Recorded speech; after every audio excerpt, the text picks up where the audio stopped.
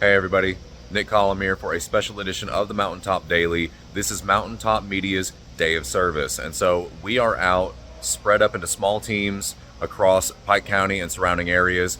I am here at the Shelby Valley High School, and this is so we can give back to the community and contribute to the flood recovery effort and spread awareness and talk about how other people in the area can volunteer and get involved and donate and whatnot. And here with me I have Rachel Campbell Dotson, who is the director of the East Kentucky Dream Center, and she's also involved here with Shelby Valley High School. So I'm going to turn it over to her, and she's going to tell us more about what's been going on here in the past week. First off, thank you, Mountaintop, for just coming out and serving our area. Everybody sees you behind the scenes, but now they get to see you hands-on, serving your community. Basically, we collaborated with Shelby Valley High School, their staff and their principals, to just open our doors up. We've received semis, we've received box trucks, truckloads of things coming from Dream Center partners and from partners throughout the county and high school partners that just want to come together for those that are struggling. We've had so many stories in here of total washouts, and even down to just we're 6 days now without water. We're here for anybody that needs the help that was affected by this flood. We're doing free meals. Gratefully we have Mercy Chefs on staff. They can give up to 7,500 meals a day. So we partnered with the Pike County School Board to make sure that all the children and their parents are fed in this area. So if you want to make donations, you can do those at the Dream Center. You can do those at Shelby Valley High School. We've got water, we've got diapers, we've got just everything I feel like that's needed. We're short on cleaning supplies. We're short on totes, short on Clorox, brooms, mops. If you can find it, if you want to have it shipped here, if you want to have it delivered, so many people would just be blessed by it. All right. So you heard it here first. Those are the supplies and the help that they need here at Shelby Valley. So we're gonna be hard at work here today. I'm gonna go ahead and turn things over to Sheldon at the Williamson Fieldhouse. Take it over, Sheldon. Sheldon Compton with Mountaintop News here in Williamson, West Virginia at the Williamson Fieldhouse, where efforts are undergoing to get supplies, food, bottled water, blankets, cots to severe weather victims.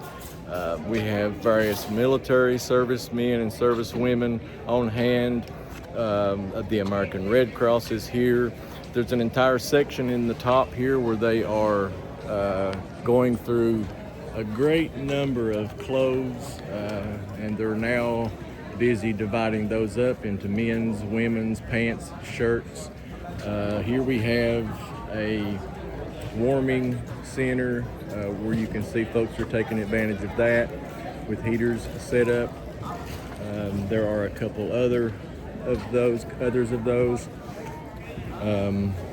There are meals being served, hot meals being served, everything from chili and cornbread to other types of food, everything from peanut butter sandwiches to chili, like I said. Hot coffee, drinks. I spoke with Jared Dean earlier. He's the primary organizer here. He said that earlier this week, the governor of West Virginia came by and done a spot check, which he said was greatly appreciated, and he had not expected that.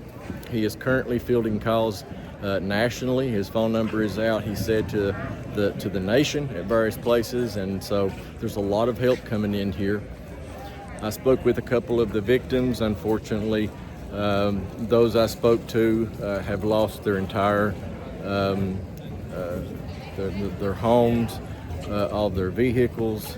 They just are absolutely as displaced as is possible.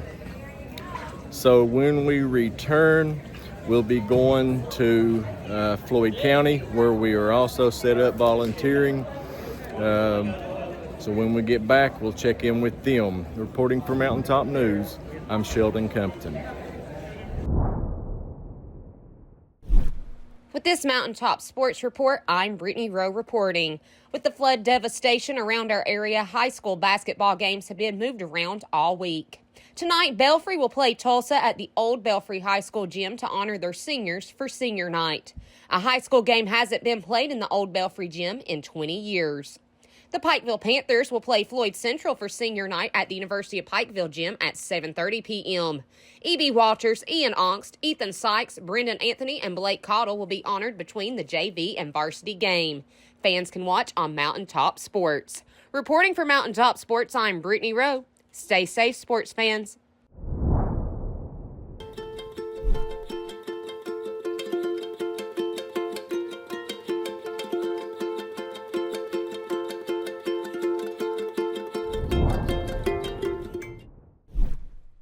Colin Mockery and Brad Sherwood, the dynamic duo from television's Whose Line Is It Anyway, are coming to town, and they're asking for trouble. Our show is completely made up. Prepare for a side-splitting interactive extravaganza as these improv wizards hit the stage, serving up a night of unscripted comedy gold. It sounds like a big waste of time and a lot of money. It is. Don't miss Colin Mockery and Brad Sherwood. Catch them on Sunday, May 18th at the Mountain Arts Center. Get your tickets today at macarts.com. Exciting things are happening at Appalachian Wireless. From amazing deals on the latest smartphones to unbeatable promotions that save you money. There's something for everyone. Whether you're upgrading, switching, or shopping for accessories, stop by to get the latest and greatest in technology. Want to know more? It's easy. Visit us online at AppalachianWireless.com or stop by one of our retail or authorized dealer locations. Appalachian Wireless, where you don't just get great service, you get great savings. We are you. We are Appalachian Wireless. Hi folks, Ralph Davis here with Mountaintop News. I'm reporting on Mountaintop Media's Day of Service at the Floyd County Community Center, which has been set up as a distribution point for flood relief supplies as well as a shelter for some of the flood victims. Now, what I've been told is that they will be here as long as they are needed, although they are working to get a more permanent situation for some of the flood victims who will need housing. But the big thing that we've been doing today is helping people gather all of the stuff they need to try to start putting their lives back together, basically. We've got all sorts of, if you look over my shoulder here, we've got buckets from the Red Cross. These contain a lot of cleaning supplies that people can use, but we've got so much more than that, including bleach and hand sanitizer and other types of disinfectant. We've got water, drinks, food. They actually have some hot meals going on up front. There's also personal hygiene items over on this side of the, and you know, there's a lot of stuff here, but there's a big need. And as some of the leaders were telling me today, they actually have more damage in this flood than they did in 2022. Although the flash flood was not quite as high this time around, you didn't have the river flood in 2022. So we have a much larger area with a lot of damage. So while they're giving a lot of this stuff away here today, we have a lot of supply, this stuff is going fast. So they are asking for donations, and you can do that. You can bring things here. What they're needing is cleaning supplies for your house. Some of the larger items they need are heaters, dehumidifiers, fans, that sort of thing to try to air out people's homes. And, you know, if you don't have any of that stuff on hand, but you'd like to make a financial contribution, they ask that you make a donation to the Foundation for Appalachian Kentucky, and you can designate that to go to Floyd County Flood Relief by putting in the note, Floyd County Community Foundation Flood Relief. Now you can make that donation online at appalachianky.org, or you can find a mailing address there too, and then you'd want to put that Floyd County Flood Relief in the memo.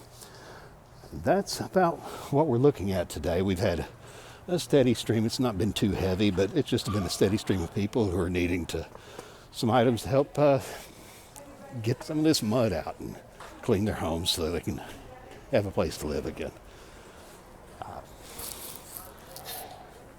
As you can see, here's Ethan going back behind me. Carolina and Kate are here as well. Carolina's working on some data entry over here. But we're going to get back to it, and for reporting for Mountaintop News, I'm Ralph Davis.